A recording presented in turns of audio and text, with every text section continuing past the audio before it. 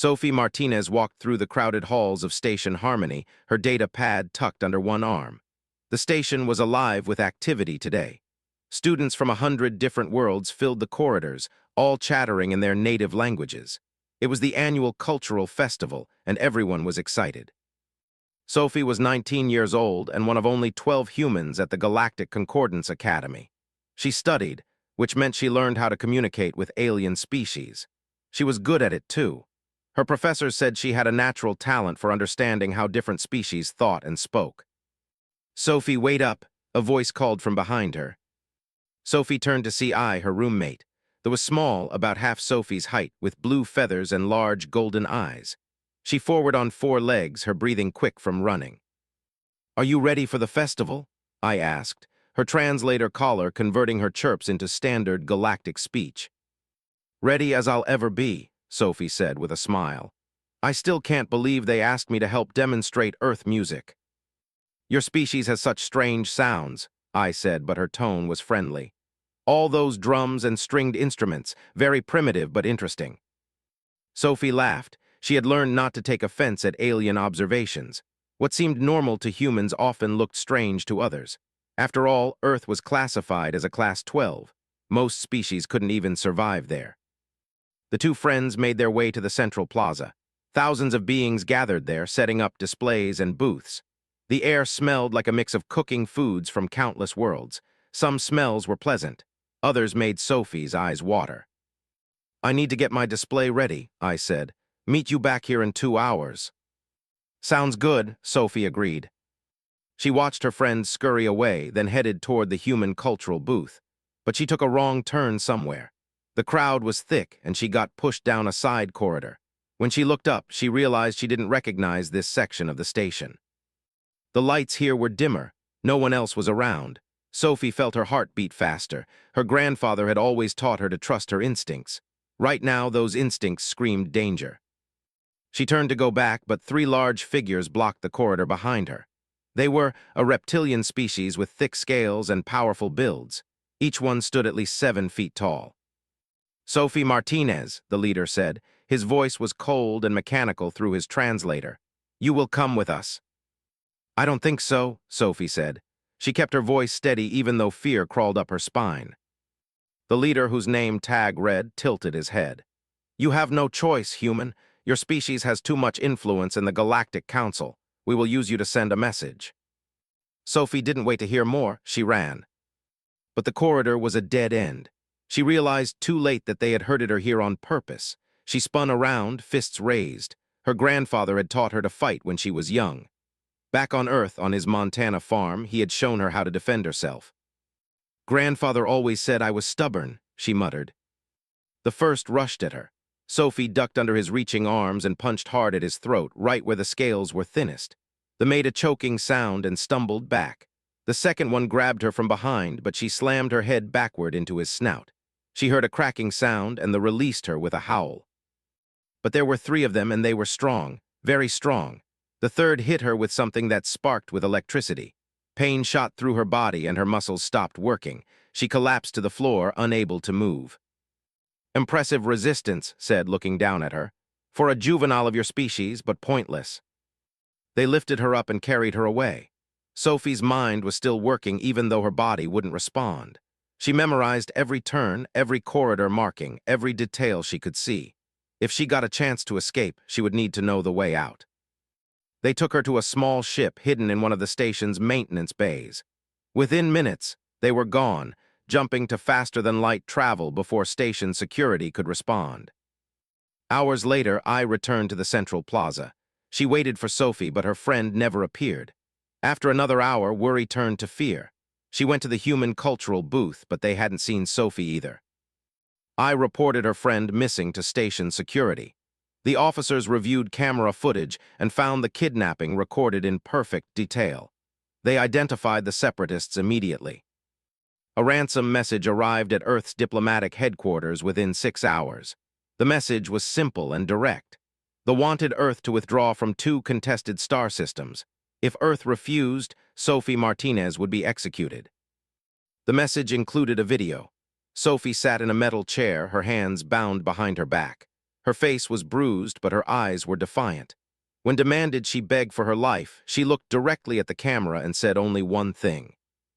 "Tell my grandfather I'm okay. Tell him not to worry." Then the transmission ended. Earth's official response came back within the hour. Only one sentence: message forwarded to relevant parties, stand by. The Galactic Council's diplomatic corps was confused. This was not the response they expected. Where were the demands? Where were the threats? Where was Earth's famous military posturing?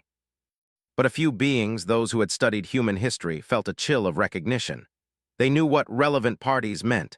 They knew about Earth's Special Operations Forces. They knew about the legends. In Montana, on a small farm surrounded by wheat fields, a secure terminal beeped. Gregory was fixing a fence post when he heard it. The sound was one he hadn't heard in 15 years. His hands stopped moving. For a moment, he just stared at the terminal light blinking red through his cabin window. Then he walked inside, his work boots heavy on the wooden floor. He sat down at the terminal and entered his old access code. The encryption took a moment to clear, and then he saw the message. It was from Earth Defense Command, Priority 1, urgent. Gregory read the ransom demand. He watched the video of his granddaughter. His face showed nothing, but his hands gripped the edge of the desk until his knuckles turned white. He had retired 15 years ago. He had put away his weapons. He had sworn he was done with war. He had raised Sophie after her parents died in a colony accident. He had taught her to be strong, to be smart, to be better than the violence he had lived through. And now someone had taken her. Gregory stood up and walked to his wall. Photos hung there in neat rows. A younger version of himself in military dress uniform. His entire unit standing in front of a ship called the Valiant. Commendations and medals in frames. A life he had left behind.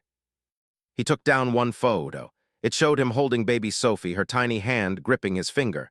Even then, she had been strong. Gregory picked up his personal communicator and made one call. It went directly to Admiral, his former commanding officer. She answered immediately. "Gregory, I wondered when you'd call." "I need transport," he said. His voice was calm, but there was steel underneath. "And I need my old kit." "It's already waiting," said. "We prepared everything the moment the ransom came in. How soon can you be ready?" Gregory looked around his cabin, his peaceful retirement, his quiet life. All of it suddenly felt very far away. "I'm ready now," he said.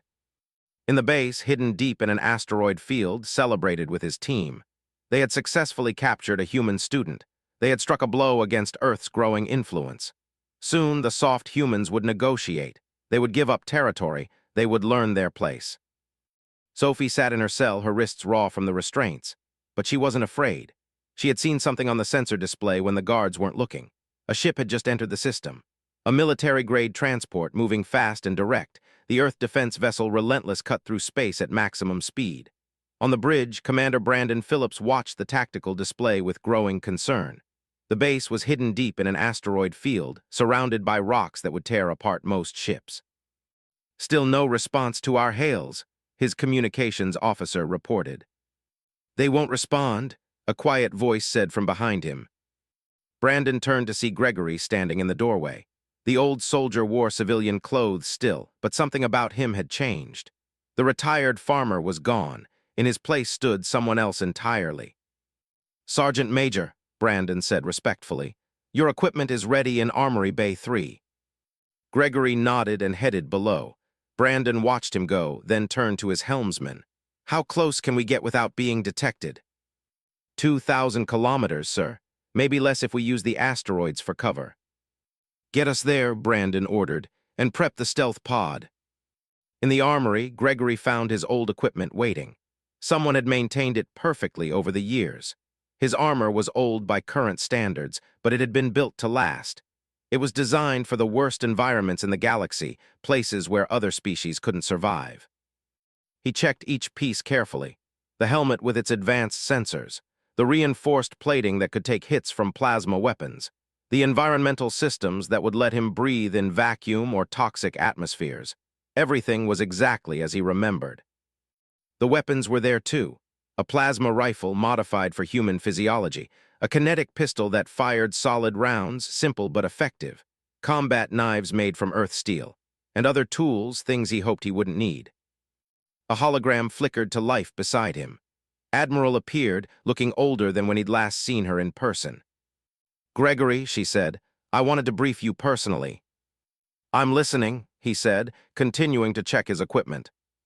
"The base is in neutral territory. Any official military action would trigger a diplomatic incident. That's why we need someone who officially doesn't exist anymore." "I understand." His expression was serious. "The galaxy thinks you're dead, Gregory. Most of your old files are classified or erased. Only a few people remember Sergeant Major." "Good," Gregory said. He sealed his armor piece by piece. "Let's keep it that way." "I need to ask," said quietly. "Are you sure about this? You've been retired for 15 years. You have a life now." Gregory stopped and looked at her directly. "They took Sophie. That's the only thing that matters." Nodded slowly. "I've sent you all the intelligence we have. The base layout, guard positions, everything. But Gregory, you should know something. They don't understand what they've done. They think humans are soft because we prefer negotiation. They think Earth's children are weak." "Then they're about to learn differently," Gregory said. Meanwhile, in the base, Sophie sat in her cell. The room was cold, much colder than comfortable for her captors, but liked heat. They kept their bases warm. The fact that it felt cold meant something was wrong with the environmental systems. Or someone was making it cold on purpose. Entered her cell with 2 guards. He carried a data pad and a recording device. "You will record a message," he said. "You will beg your government to meet our demands." "No," Sophie said simply. Scaled face showed surprise. "You refuse? Do you not understand your situation? We can make you very uncomfortable, human." "I understand perfectly," Sophie said. "You kidnapped me to make a political statement, but you didn't do your research first." "What research?" asked, curious despite himself. "About me, about my family, about what happens when you threaten us." Laughed a hissing sound. "Your family? You are a student, your parents are dead, you have only an old grandfather who farms grain. What threat is that?" Sophie smiled, and there was something in that smile that made the guards shift uncomfortably. "You should have looked deeper. You should have checked his full name. Gregory, does that mean anything to you?" "No," said, but he made a note on his data pad. "It will," Sophie said. "Very soon it will." After they left, did search the name. At first he found nothing, just a simple farmer in Montana, but he kept digging, accessing deeper databases. Finally, he found restricted military files. What he read made his blood run cold. Sergeant Major Gregory, 30 years of service, veteran of the frontier wars, holder of the Terran Star, Earth's highest military honor, survivor of the siege of Outpost 7, where he held a position for 2 weeks with no resupply against overwhelming odds.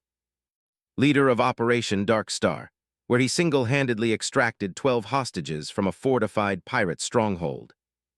The file was marked, presumed deceased 2248. But had been in intelligence long enough to know what presumed deceased really meant. It meant someone who was too dangerous to acknowledge, someone who had been erased from official records. And he had just kidnapped that someone's granddaughter. "Seal the base," he ordered his second in command. "Full lockdown, double all guards." "Sir, what's wrong?" "Just do it," snapped. But he was already too late. Gregory's stealth pod launched from the Relentless, invisible to standard sensors. He piloted it manually through the asteroid field, using skills he hadn't needed in years. The rocks flew past at incredible speeds, any one of them capable of destroying his small craft. But his hands were steady. His mind was calm. He had done this before in worse conditions. He found the waste disposal port exactly where the intelligence said it would be. They had built their base inside a large asteroid, carving out rooms and corridors. They had to vent waste somehow. That was his entry point. The port was small, barely large enough for his pod. Gregory sealed his helmet and opened the hatch. Space tried to pull him out, but his armor's maglocks kept him stable. He crawled into the disposal system, pulling himself along in zero gravity. Inside the base, the environmental systems were struggling. Gregory had damaged them on his way in, lowering the temperature and thinning the atmosphere slightly. Not enough to kill anyone, but enough to make the cold-blooded uncomfortable and slow. He emerged in a lower maintenance level. No guards here, just machinery and storage. Gregory checked his tactical display, memorizing the layout. Sophie was being held 3 levels up in the detention section. He had to cross half the base to reach her. Gregory started moving. He stayed in the shadows, using his armor's camouflage systems. When he encountered his first guard, he waited until the reptilian turned away, then struck. A precise blow to the nerve cluster at the base of the skull. The guard dropped without a sound. Gregory bound him with his own equipment and moved on. He left the guard alive. That was important. He wanted them to know he could have killed them, but chose not to. The second guard noticed something was wrong when his partner didn't check in. He went to investigate and found his colleague unconscious. Before he could sound an alarm, Gregory was there. This guard fought back. He swung his plasma rifle like a club, fast and powerful. But Gregory was faster. He had been fighting his entire adult life on worlds that would kill most beings just by breathing the air. He caught the rifle, twisted it away, and disabled the guard with 2 quick strikes. By the third guard, alarms were starting to go off. The security team knew something was wrong. They just didn't know what. Gregory didn't care about stealth anymore. He moved through the corridors like a shadow of death. Each guard he encountered fell quickly. Some he ambushed. Others he faced directly, and they learned why humans from Earth were classified as predators. His armor took hits from plasma weapons that would have vaporized most species. He moved through cold and thin atmosphere without slowing. He carried equipment that weighed more than some entire soldiers from other species. The guards began to fall back in fear. They had never fought anything like this. Their training had prepared them for normal threats. Gregory was not normal. Watched the security feeds in horror. Guard after guard fell. Not dead, he noted, just disabled. The intruder was showing mercy. Somehow that made it worse. "Who is it?" his second-in-command demanded. The base descended into chaos. Guards ran through corridors in groups, afraid to patrol alone. Every shadow might hide the human intruder. Every sound might signal his approach. Stood in the command center, watching security feeds flicker and die one by one. The human was systematically destroying their surveillance equipment, not with weapons, but with precise knowledge of where each camera was mounted. "How many guards have we lost?" demanded. 14 unconscious, sir," his second-in-command reported. "Another 6 injured, none dead." That last detail bothered more than anything else. The human could have killed them all. Instead, he left them alive, bound, and helpless. It was a message. It said, "I am better than you, and I choose mercy." It was terrifying. "Communication status?" asked. "External arrays are offline, sir. He destroyed them first. We can't call for help." "And the ships?" "All disabled. Fuel lines cut, engines sabotaged. We're trapped here." Felt true fear for the first time in his military career. This human hadn't just infiltrated their base. He had planned every step. He knew exactly what to destroy and in what order. He was dismantling their entire operation with surgical precision. "Tell me about Gregory," ordered. "Everything in the database." His tech officer pulled up the files. What they found was incomplete, heavily redacted, but what remained painted a picture of a soldier unlike any they had encountered. Battle of Frost Deep. His unit was ambushed on an ice world. Temperature dropped to -70 degrees. All alien support troops died from exposure within hours, and his human squad survived 3 days, fighting continuously until rescue arrived. Siege of Outpost 7 held a remote station against a pirate fleet for 2 weeks. No resupply, no reinforcements. Other species would have starved or suffocated. Humans adapted, rationing air and food in ways that should have been impossible.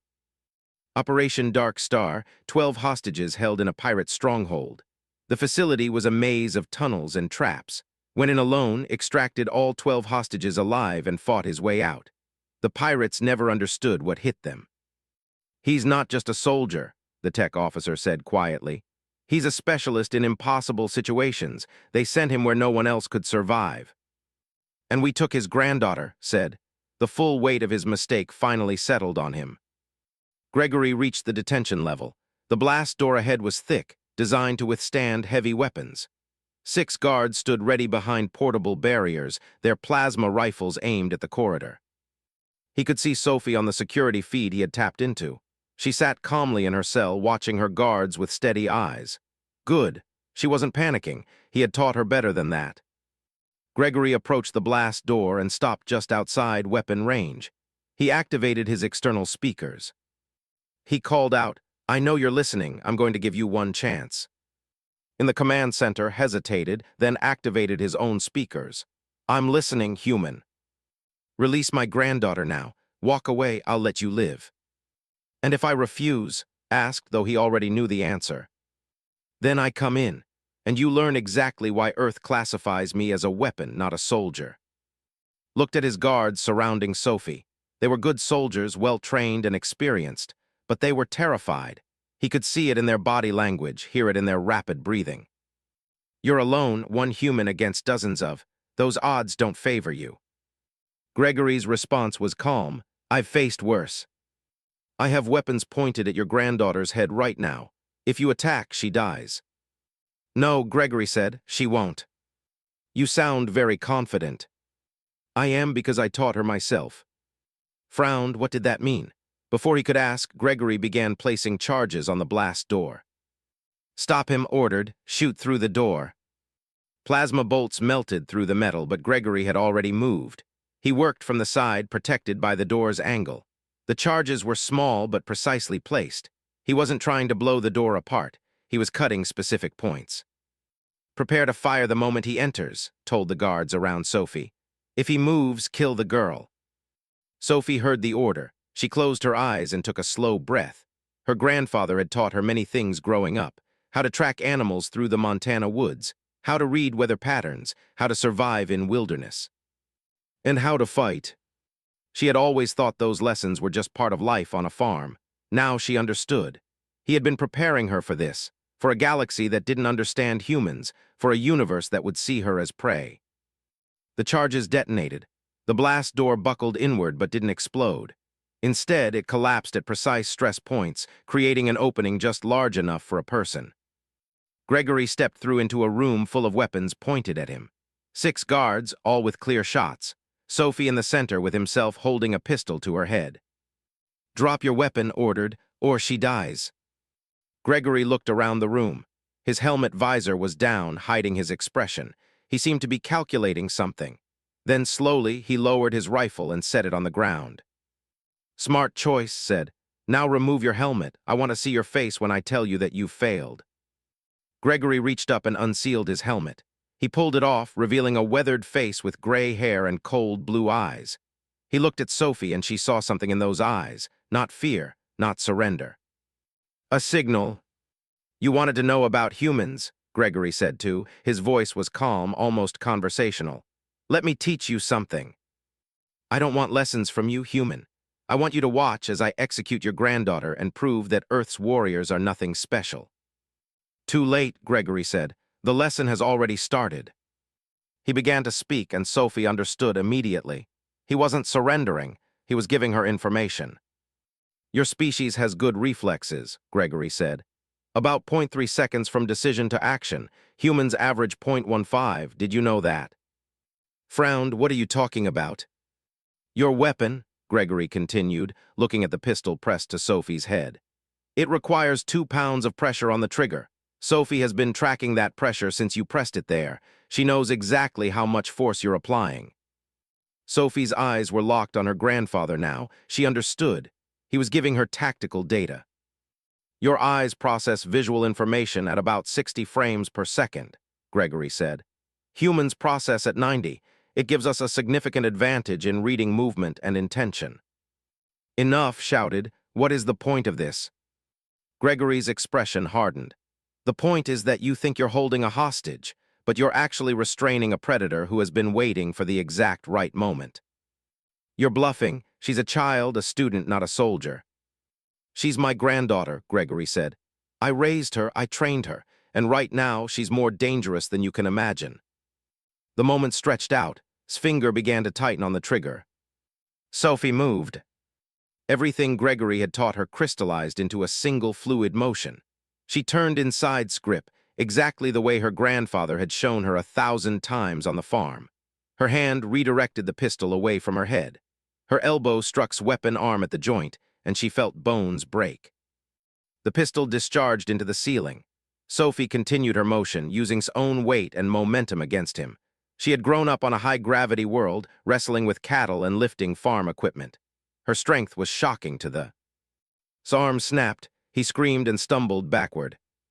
The entire sequence took less than 2 seconds. The moment Sophie moved, Gregory acted. He retrieved his rifle in one smooth motion and fired 6 times, not at the guards but at their weapons and equipment. Each shot was precise. Rifles exploded, barriers sparked and failed.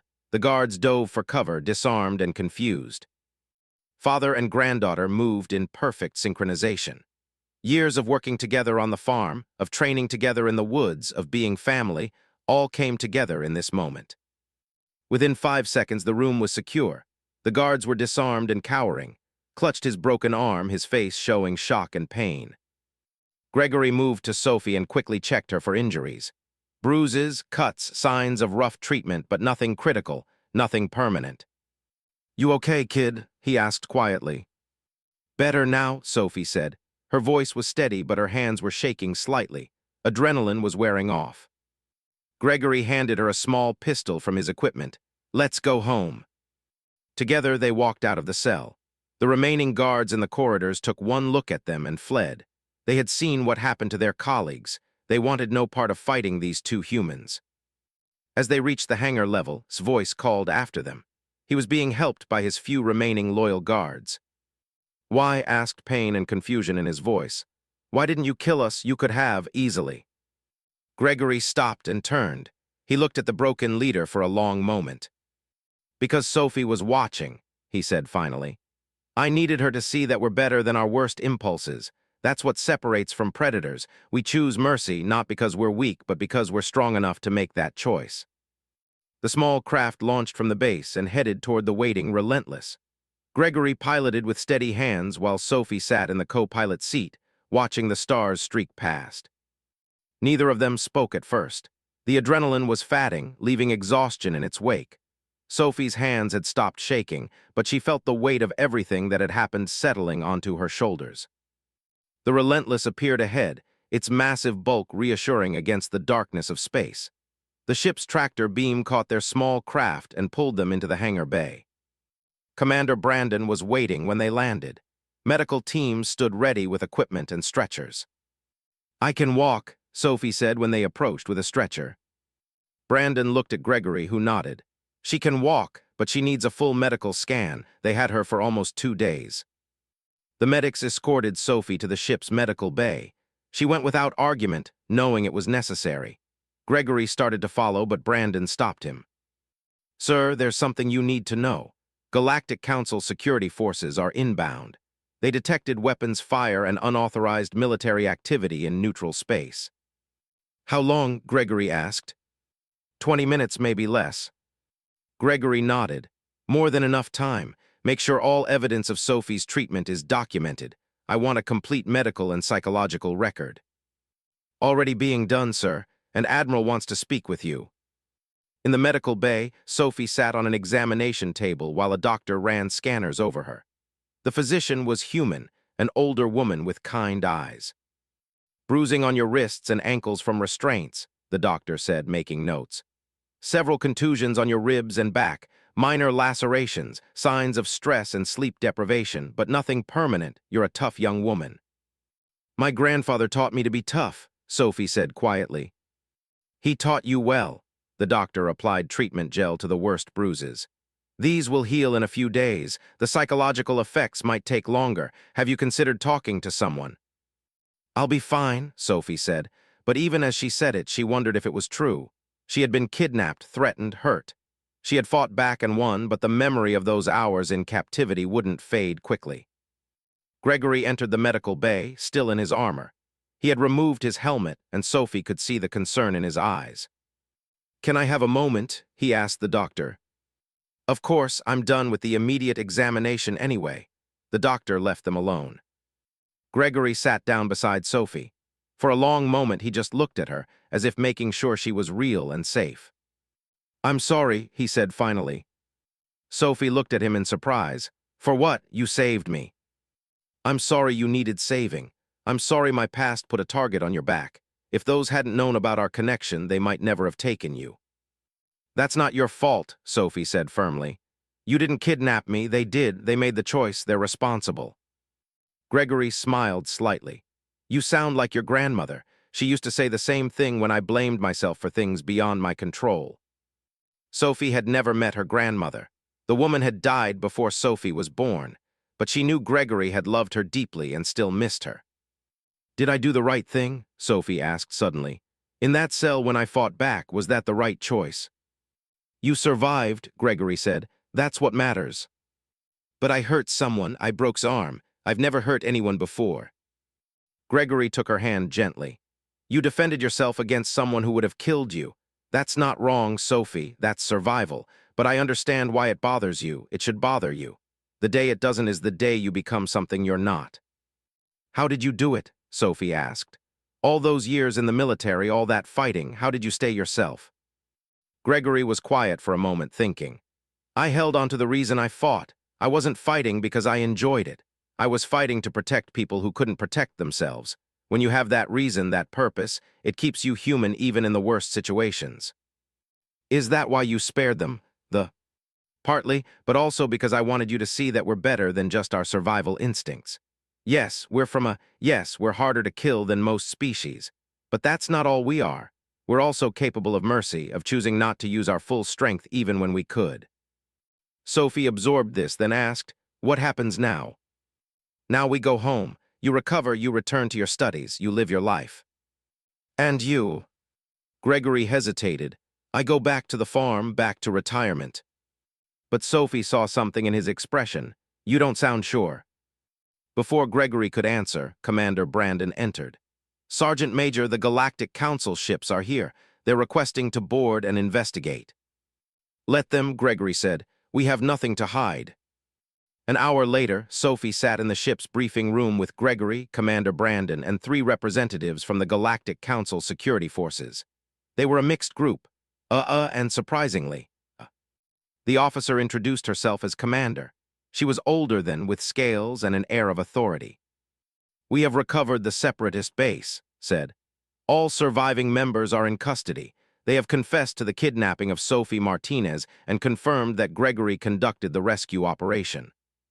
Is that a problem? Brandon asked carefully. That depends, said. She looked at Gregory. You operated in neutral space without authorization. You engaged in military action against citizens. Technically, you violated several council laws. Technically, Gregory agreed. But practically, I was a retired civilian rescuing my kidnapped granddaughter. I used minimal force, left all combatants alive, and caused no permanent damage beyond what was necessary. Our investigation confirms this, the officer said. We've reviewed all evidence. The Sergeant Major, excuse me, mister, showed remarkable restraint given the circumstances. Nodded slowly. The separatists made several statements.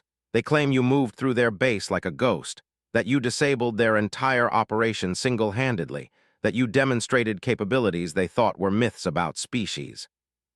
I did what was necessary, Gregory said simply.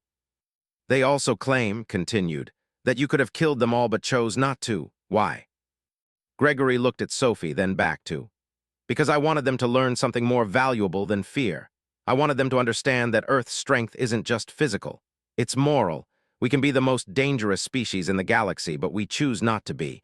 That choice is what makes us truly strong. The officer, who had been silent until now, spoke up. There is debate in the council about how to handle this incident. Some want to charge you with violating neutral space. Others want to thank you for not causing an interstellar incident by killing council citizens. And what do you want? Brandon asked. I want this to be over, said. She looked tired. The separatists were criminals. They kidnapped an innocent student for political purposes. You rescued her. In doing so, you embarrassed my species and exposed weaknesses in our security. But you also showed mercy when you had every right to seek revenge. She stood up and looked directly at Gregory. My government wants me to express our apologies to you and your granddaughter. The separatists have been disavowed. They will face justice under law. And my status? Gregory asked. Officially, this incident never happened. There was no violation of neutral space because there was no official military operation. A concerned grandfather rescued his granddaughter from criminals. That's all. Convenient, Brandon muttered. Practical, corrected. Earth and the government have no desire for this to escalate. Neither do the other council members, so we make it simple. The separatists are arrested. The girl goes home. The grandfather returns to his farm, and everyone forgets about legends that were supposed to be dead. Gregory stood and extended his hand. After a moment, took it. Her scaled hand was large and strong, but Gregory's grip was just as firm. "Tell your people something for me," Gregory said. "Tell them Earth doesn't want war. We don't want to dominate or conquer. We just want to live in peace and protect our own. But if someone threatens our children again, I won't be the only legend that wakes up. There are others like me, retired and hidden all across Earth. Push us, and you'll find out just how many." Nodded slowly. "I will deliver your message, and I hope my people listen." The council representatives left. Sophie, Gregory, and Brandon remained in the briefing room. "You scared them," Brandon said. "Really scared them." "Good," Gregory replied. "Fear leads to respect. Respect leads to peace. That's better than the alternative." He turned to Sophie, ready to go home. Sophie stood up. She was tired, bruised, and emotionally drained. But she was alive, she was safe, and she had learned something important about herself and her heritage. "Yes," she said, "I'm ready." The relentless set course for Earth. In her quarters, Sophie looked out at the stars and thought about everything that had happened. She had been kidnapped, threatened, and hurt, but she had also fought back, survived, and won. More importantly, she had seen what her grandfather really was. Not just a farmer, not just a retired soldier, but a legend who had chosen peace over violence, mercy over revenge, teaching over destruction.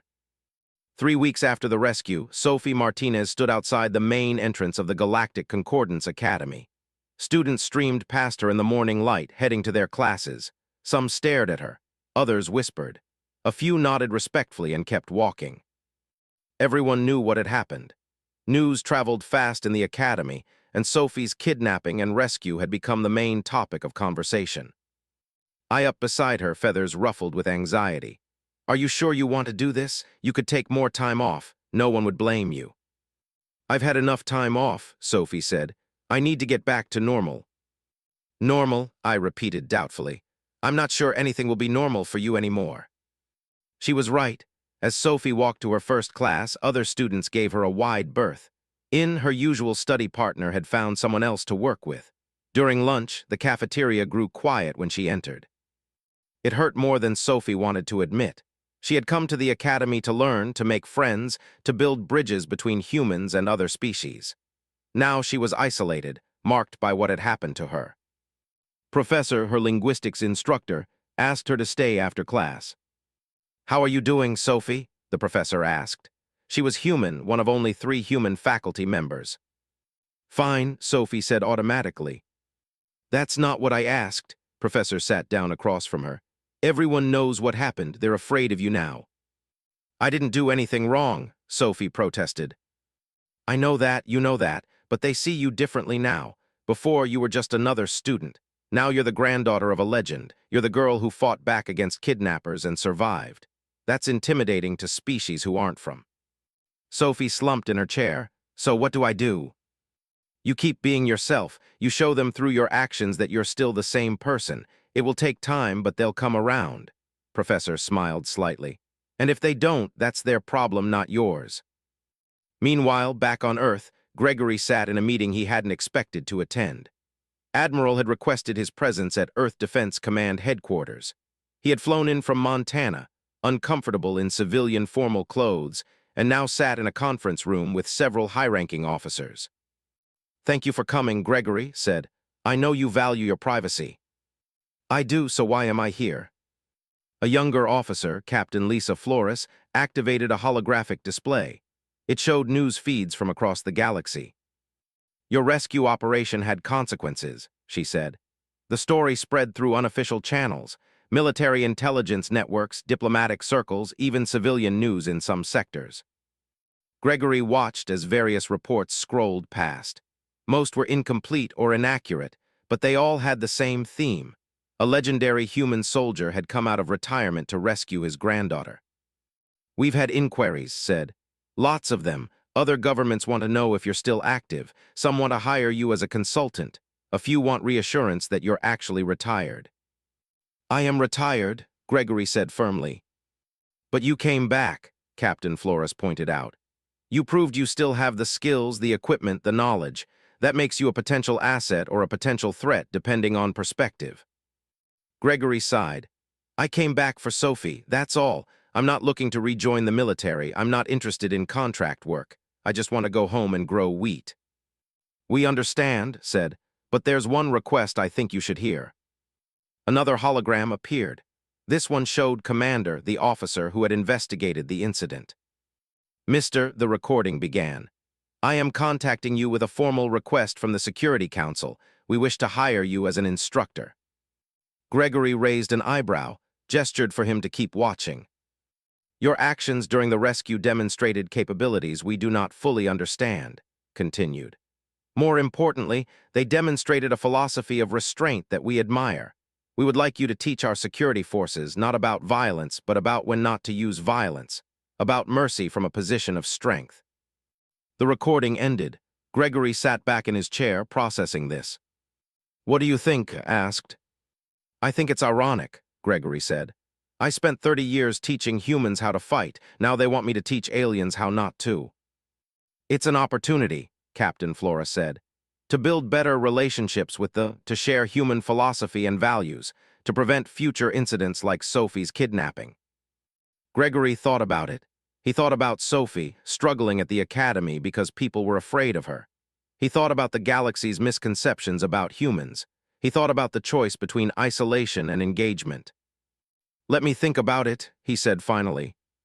Back at the academy, Sophie's situation began to change in an unexpected way. It started when a young student approached her in the library. Excuse me, the student said nervously. My name is, I wanted to apologize. For what? Sophie asked. For avoiding you, for being afraid. I've been reading about Earth and humans since the incident. I realize I had many wrong assumptions about your species. Sophie smiled slightly. That's okay, a lot of species do. Would you be willing to talk to my cultural studies group? We're trying to understand Earth better. Specifically, we want to understand how a species can be so committed to peace when you're so capable of violence. It was a start. Sophie agreed. She spoke to study group that evening and word spread.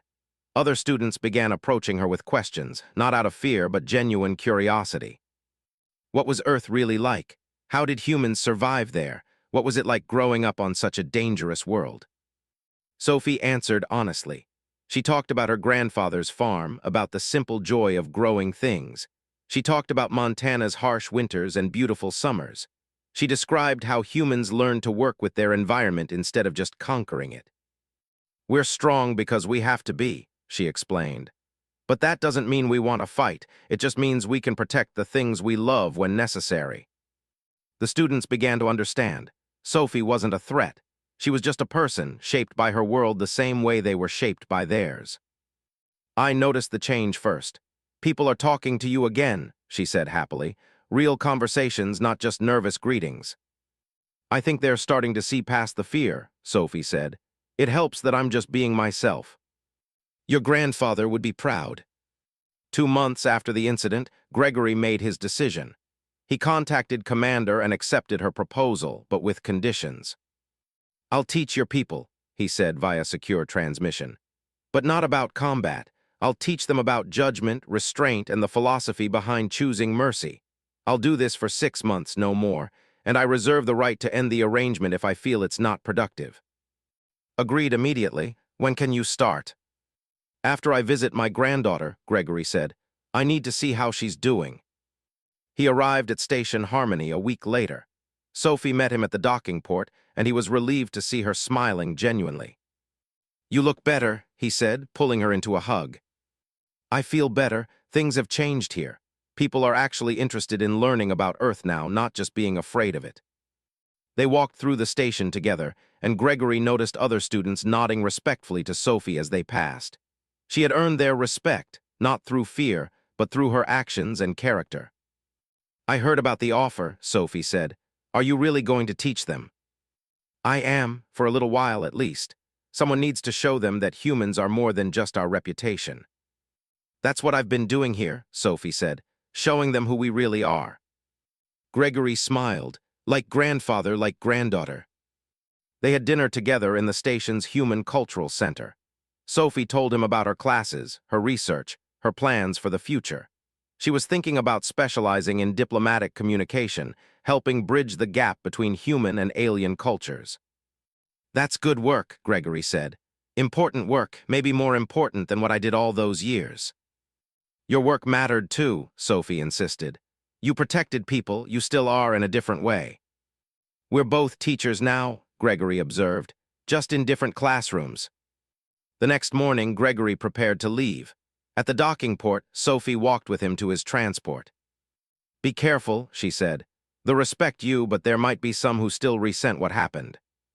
"I know, I'll watch my back." "And grandfather, thank you for everything, for saving me, for teaching me, for being there." Gregory hugged her again. "You don't need to thank me, that's what family does. We show up for each other no matter what." As his transport departed, Sophie stood at the observation window and watched it disappear. She thought about the journey ahead for both of them. Her grandfather, teaching former enemies about mercy and restraint. Herself, building bridges through understanding and communication. They were both carrying forward the same message in their own ways. 6 months later, Gregory completed his instruction program with the results exceeded everyone's expectations. The security forces he trained showed improved judgment in crisis situations. They learned to de-escalate conflicts instead of just overwhelming them with force. Commander asked him to stay longer, but Gregory declined. "I've done what I came to do. Now it's time for your people to apply what they've learned." Before he left, presented him with a formal commendation from the government. "You have changed how we think about strength," she said.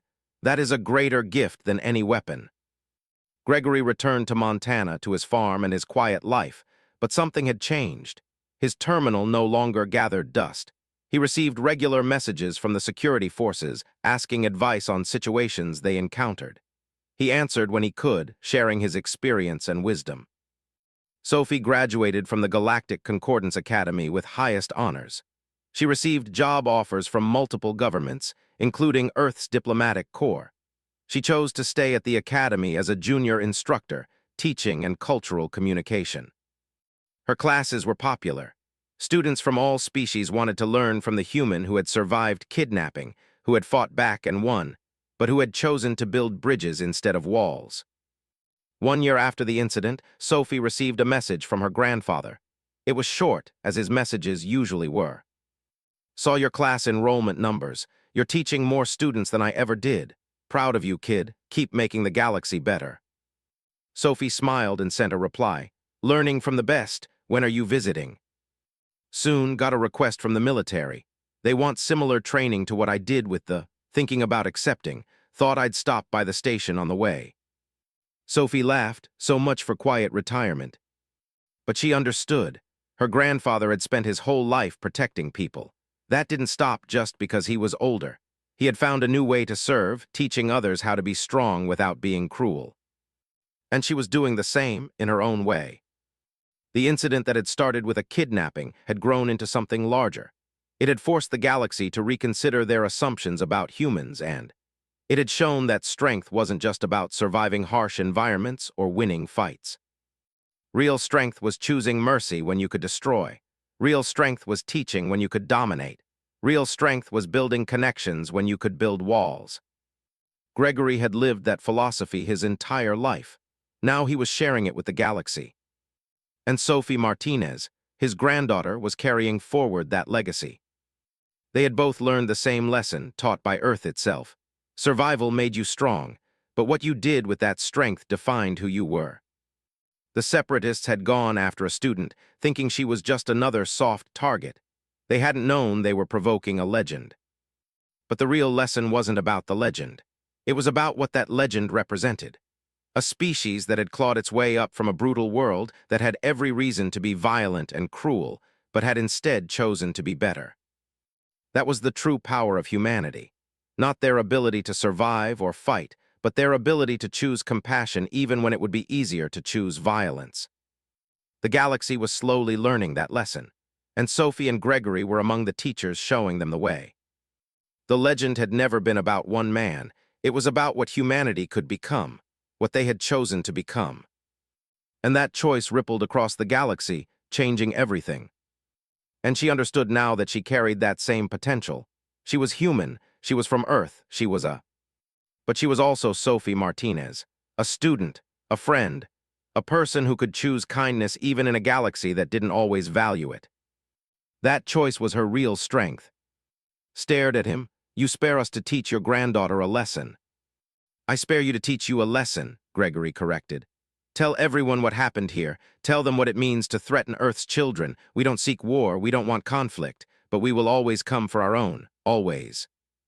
He and Sophie continued to the hangar. Gregory's infiltration craft was still there, untouched. They boarded it together. Gregory said quietly, he's come for his granddaughter. But he's supposed to be dead. We were wrong, said. He stood up, making a decision. Move the girl to the secure vault, triple her guard, and seal the blast doors between sections. In her cell, Sophie heard the alarms. She heard the sounds of fighting getting closer. She heard the fear in her guards' voices as they received orders. They moved her to a deeper cell, one with thick walls and a heavy blast door. 6 guards now surrounded her, weapons ready. They were terrified, she could see it in their movements. Her grandfather was coming, and the finally understood what that meant. She smiled for the first time since her capture. They had made a terrible mistake. They had taken her, and now her grandfather was coming. They had no idea what they had awakened.